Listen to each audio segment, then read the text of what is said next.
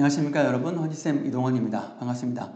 오늘은 77번 소액 기본소득의 효용성 의문이라는 제목의 글을 공부하겠습니다. 오건호 운영위원장님이 쓴 글입니다. 소액 기본소득, 우리가 지금 여러분들 경기도에 사는 친구들은 얼마 전에 1인당 10만원씩의 기본소득을 제공받았죠. 선생님 같은 경우는 4인 가족이어서 40만원 이렇게 지급받았습니다. 여러분들은 각자 나름대로 받았겠죠? 저 엄마한테 이제 기본소득 용돈 못 받은 친구들 있을지도 모르겠네. 아무튼 근데 이분은 그렇게 소액 조금씩 다 주는 기본소득에 대해서 효용성, 과연 효과적인가에 대해서 좀 의문이 든다는 거야. 이런 거에 대해서 뭔가 비판적인 의견을 제시하고 있는 것입니다. 그럼 우리가 볼 때 소액 기본소득에 어떤 점이 좀 문제점이 있나? 선생님은 개인적으로 이 기본소득을 좀 찬성하는 사람인데 이분의 글을 읽고 이렇게도 볼 수 있구나 라는 걸 많이 봤었어요. 물론 또 소액 기본소득의 장점에 대해 얘기하는 분도 있습니다. 다른 관점에 대해서는 앞으로도 선생님이 많이 관심을 갖고 있는 주제이기 때문에 많은 이제 글을 살펴보고 이슈화가 될 거니까 제이쌤이 더 많은 글을 읽고 정확하게 정보를 전달하도록 하겠습니다. 우선은 이렇게 한번 보시죠. 이 글은 소액 기본소득에 어떠한 점에서 문제가 있나 라는 것입니다. 그래서 이분은 우리가 기본소득이라고 하는데 그 범주가 4가지쯤 된다.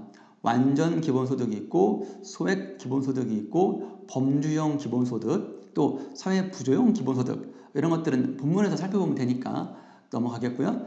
여기서 이제 좀 문제가 되는 것은 이것이다. 소액 기본소득이 조금 문제가 있다. 논란이 좀 되고 있다. 해서 공유 부의 분배 면에서 또는 재분배 효과 면에서 단계적 인상 면에서 쟁점들이 있다.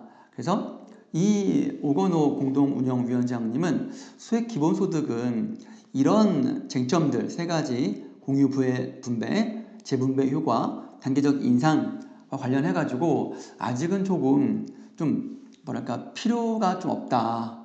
오히려 이것보다 필요 기반의 소득 보장 제도를 더 연구하고 더 발전시키는 것이 효과적이다라고 이제 주장을 하고 있습니다. 과연 그 주장의 흐름 또 주장의 근거 살펴보도록 하겠습니다. 어휘는 2개만 볼게요. 부상하다.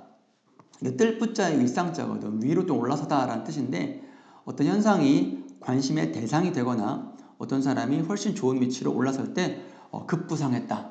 신인왕 후보로 급부상했다. 이렇게 되겠습니다. 독려하다. 감독하고 격려하다.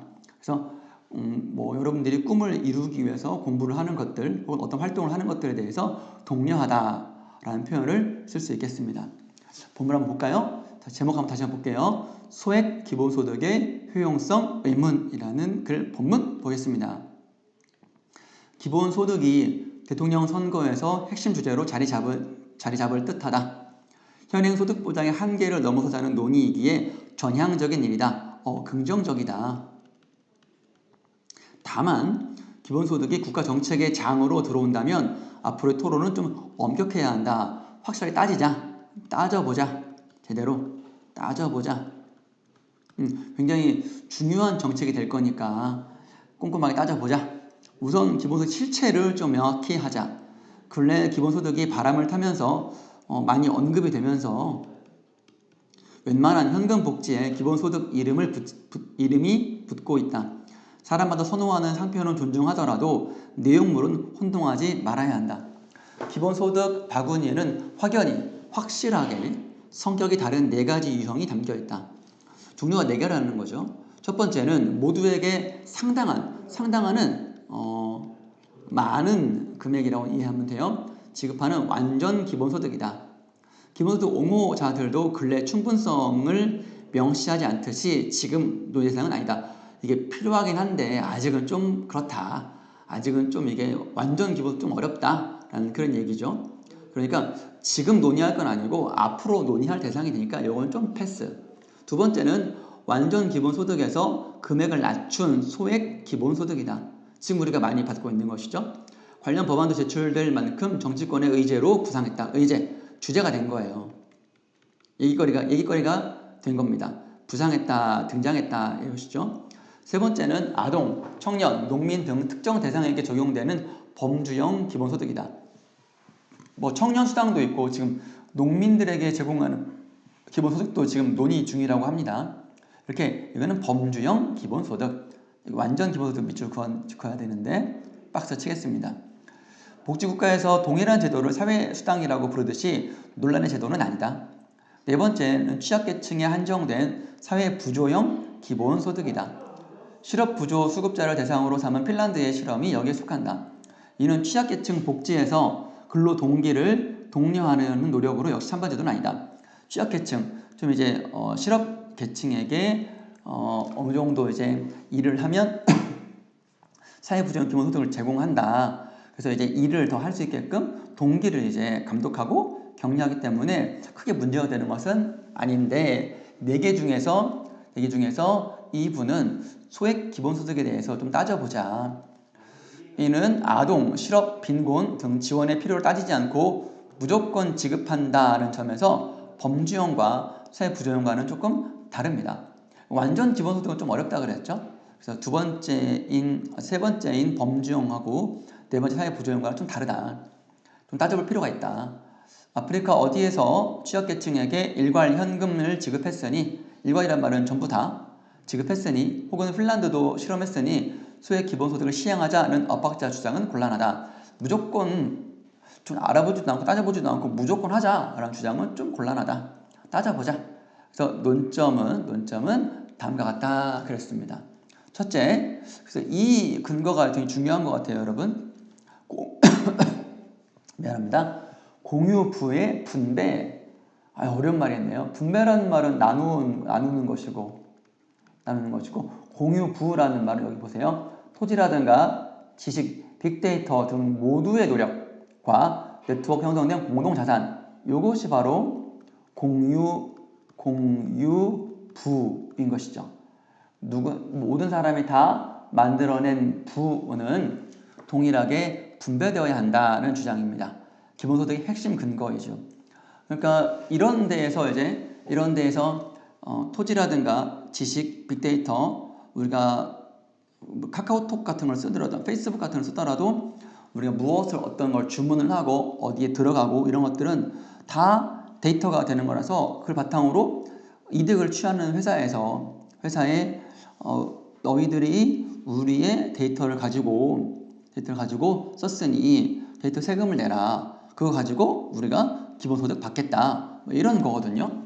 이건 여러분들도 이전에 많이 들어봤었을 겁니다. 그런데 공유부만일까? 자동차 공장 역시 오랜 노동과 지식의 축적물이다. 마트에 진열된 물건도 소비자가 구매해야 비로소 상품으로 완성된다. 공유부도 특정한 역사 형태일 뿐 불평등을 재생산하는 생산 자원이라는 점에서 자산과 다르지 않다. 그래서 무슨 말을 하려고 하는 걸까요? 항상 따져보시고 자동차 공장이든 공유부든 모두 사회적 노동과 역할의 결과이기에 여기서 조성된 공공재원이 꼭 동일액으로 분배되어야 할 이유는 없다. 부가 어떤 방식으로 존재하든 분배는 별도의 정치 영역이다. 그러니까 분배는 똑같이 나누는 것이 아니고 더 많이 기여한 그 지식과 노동 역할에 더 많이 기여한 사람에게 더 많이 분배하는 것이 타당할 것 같고, 또 이 분배에는 또 정치의 영역이기 때문에 정치라는 것은 많은 사람들의 합의잖아요, 합의. 그래서 이건 정하기 나름이다. 그런데 이 소액 기본소득에서는 공유부의 분배만, 공유 자산의 분배만 따지고 그걸 또 동일액으로 따지는 거니까 논의가 좀 협소하다. 이렇게 선생님은 좀 읽었어요. 좀 범위를 넓힐 필요가 있다. 이런 얘기고요. 두 번째, 재분배 효과. 그러니까 소액 기본소득을 제공하는 사람들은, 지지하는 사람들은 소액 기본소득을 제공하면 재분배 효과가 어떤 자산의 재분배 효과, 소득의 재분배 효과가 높다라고 이제 주장하는데 이분은 과연 그렇게 높을까라는 것이죠. 소득재분배는 여러분들에게 이제 간단히 말하면 그 상층과 하층의 계층 차이가 크잖아. 그래서 이게 소득이 좀 다 다르단 말이야. 그런데 이 어느 정도의 소득, 기본 소득을 다 제공해주면 이분들에게 금액을 제공해 주니까 그러니까 조금 격차가 좀 줄어들 거 아니냐. 격차가 기본소득 제공하기 전보다 좀 줄어든다. 이게 이제 통계 수치나 이런 것들로 이제 증명됐다. 이렇게 주장들 하시거든요. 그런 얘기 하는 겁니다. 지금 다시 쓸게요. 격차가 줄어든다. 소득 격차가 줄어든다. 뭐 하면? 소액 기본소득을 하면. 그런데 이분은 과연 그렇게 효과가 있을까에 대해서 의문을 표시하는 것이죠. 동일액을 제공하는 기본소득에서 재분배는 지급 방식보다 누진적 세입에서 비롯된다. 누진적 세입이다. 계속 누진적이란 말은 더 쌓인다는 것이죠. 쌓인다는 것입니다. 세입이란 말은 돈을 많이 세금인 거죠. 세금. 세입이라는 말은 세금을 많이 걷어서 국가에 지정이 있는 것이죠. 그러니까 어떻게 지급하냐 보다는 돈이 얼마나 많이 있어야 되는 것이냐에 대한 것이고요. 세입과 세출에서 동시에 재분배를 구현한 일반 현금 급여들과 비교해 기본소득은 공공재정에 사용해서 가장 재분배가 적은 제도이다. 이분은 재분배가 가장 적다네요. 근데 왜 적은지는 잘 모르겠어요. 이 글에서만 알 수는 없고요. 뭔가 더 다른 자료를 쌤이 찾아봐야 될 것 같은데 찾지는 못했네요. 왜 기본소득은 공공재정에 사용해서 가장 재분배가 적을까요? 선생님 좀 의문이 되네요. 쌤이 알고 있기로는 재분배가 다른 거에 비해서 좀 적다는 얘기인가? 자, 불평등 심하다면서 최소의 재분배 뭐로 될까? 좀 더 재분배해야 한다는 쪽으로 가야 한다는 것이죠. 근데 소액 기본소득만으로는 최소 재분배이기 때문에 불평등 문제를 해소하기 좀 어려울 것 같다라는 얘기죠. 상당수 시민들이 낸 세금보다 더 받기에 증세 가능성, 세금을 더 많이 내면 되는 거 아니냐. 세금을 더 많이 내면 되겠다. 하지만 서구의 복지국가들은 기본소득 없이도 높은 세입을 달성했다. 증세 정치에서 관건은 신뢰와 연대임을 잊지 말자.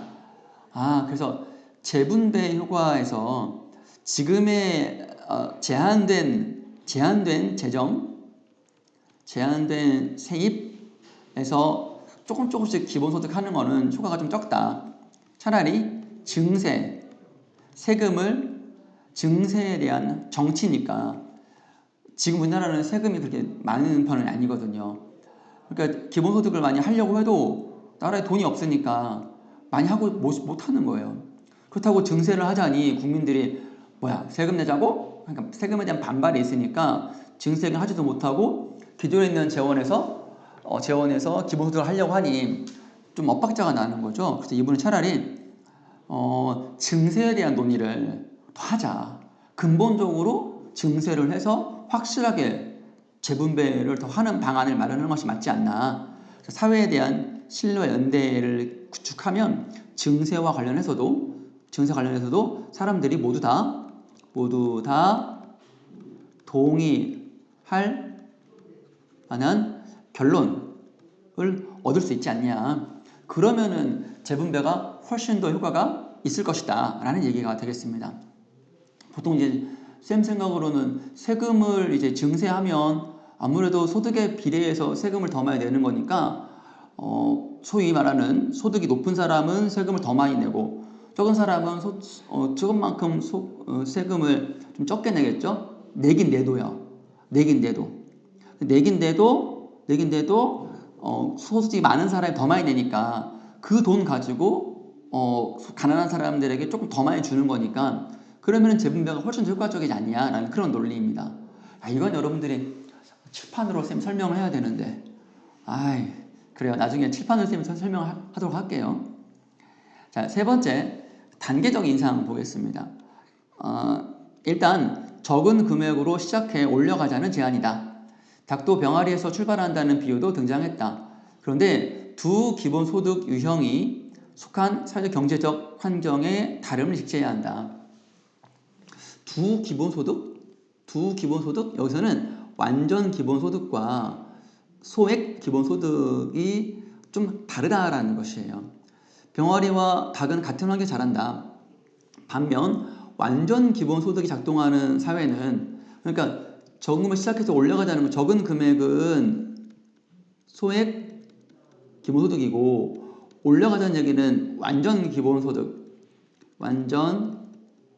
기본소득으로 올려가자는 것이죠. 그런데 완전 기본소득 작동하는 사회는 대부분이 탈노동지위에 있는 인공지능 사회에 가까울 것이나, 지금 도입하자는 소액 기본소득은 불평등 체제에서 운영된다. 그러니까 이게 작동하는 환경이 달라요. 여기서는 불평등은 아니지. 근데 여기는 불평등이란 말이지. 그래서 적합하지 않은 공간에 억지로 병아리를 넣고 닭으로 크라고 주문할 수는 없다. 그러니까 불평등 체제에서 이걸 해결하기 위해서 소액 기본소득을 한다는데, 이게 말처럼 쉽게 되는 것은 아니다. 불평등 체제 안에서 소득 기본소득으로는 이 불평 체제를 깰 수가 없다라는 그런 것이죠.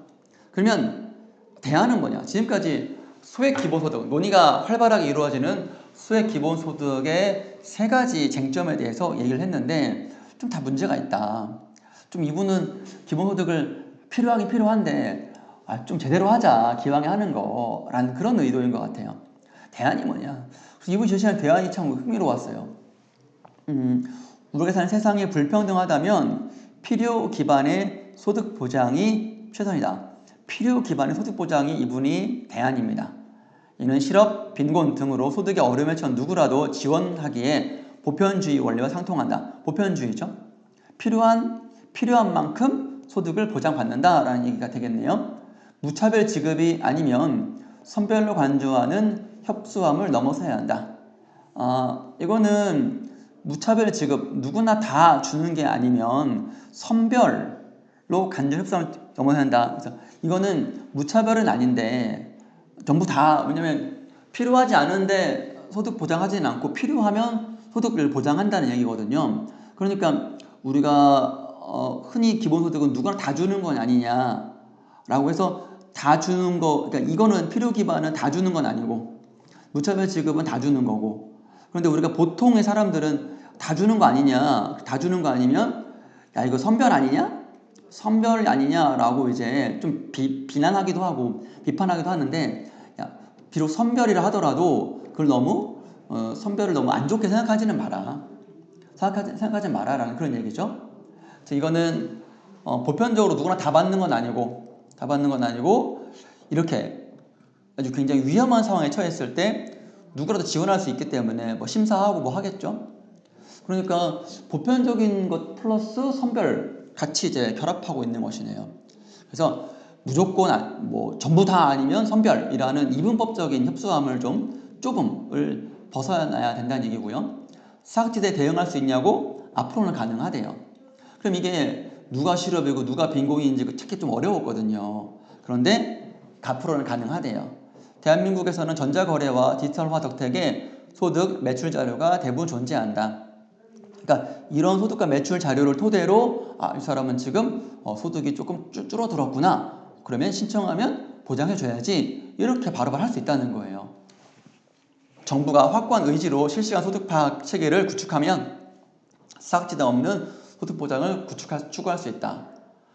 그러네요. 이분은 소액으로 누구라 조금씩 무조건 다 주는 것보다 필요한 사람에게 소액 아니고 어느 정도 금액, 상당한 금액으로 제공하는 것이 바람직하지 않냐. 그럼 이 필요에 따른 어떤 이 파악은 우리가 미리 구축하고 있으면 되겠고 라는 겁니다. 물론 인공지능 사회도 대비해야 한다.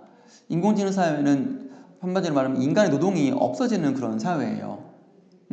탈노동 시민, 일을 하지 않는 시민이 많아지면 당연히 필요기본 소득 보장도 더 넓게 펼쳐져야 되겠죠. 더 많이 받아야 되겠죠. 돌봄과 사회 참여 활동에서 사회적 지원 필요가 인정되는 만큼 소득 보장 범위도 돌봄 수당이나 참여소득 등으로 확대되겠죠. 그리고 언젠가 인공지능 사회가 도래한다면, 완전 펼쳐진다면 모두의 필요가 비슷하겠죠. 일을 안 하는데 삶을 살아가야 되는 거니까, 그럼 누구나 다 같이 똑같은 처지니까 야, 우리 기본소득 다 똑같이 받아야 되는 거 아니야? 라고 하면 자연스럽게 그때 가서는 완전 기본소득이 될 수 있겠다라는 거예요. 그러니까 완전 기본소득으로 가기 위해서 필요 기반 소득 보장의 범위를 더 넓히고 확실하게 소득 파악 체계를 마련하면 지금 논의되고 있는 소액 기본소득보다 훨씬 더 안전하고 꼼꼼하게 논의가 활발해질 것이다 라는 얘기네요. 흥미롭습니다. 선생님은 완전하게 누구나 똑같이 다 줘야 한다고 생각했는데 그렇지 않은 의견을 선생님이 접해서 되게 흥미로웠고요. 앞으로 조금 더 연구를 더 해보겠습니다. 여러분도 관심을 좀 기울여 주시기 바랍니다. 마지막 문장 볼게요. 진정 완전 기본소득을 원한다면 지금 키워야 할 병아리는 소액 기본소득이 아니라 필요 기반 소득 보장이라는 말이다 라는 주장이 낯설게 들리지는 않습니다. 네, 그러면 다시 돌아와서 오늘 이번 사설 칼럼 77번 소액 기본소득의 효용성 의문, 앞으로 1년 동안 많이 논의가 될 것이고요. 내년 이후에도, 대통령 선거 이후에도 많은 논의가 될 것입니다. 그때 쌤이랑 같이 또 공부하도록 합시다. 계속 쌤이 다뤄줄게요. 오늘 여기까지 하겠습니다. 수고했습니다.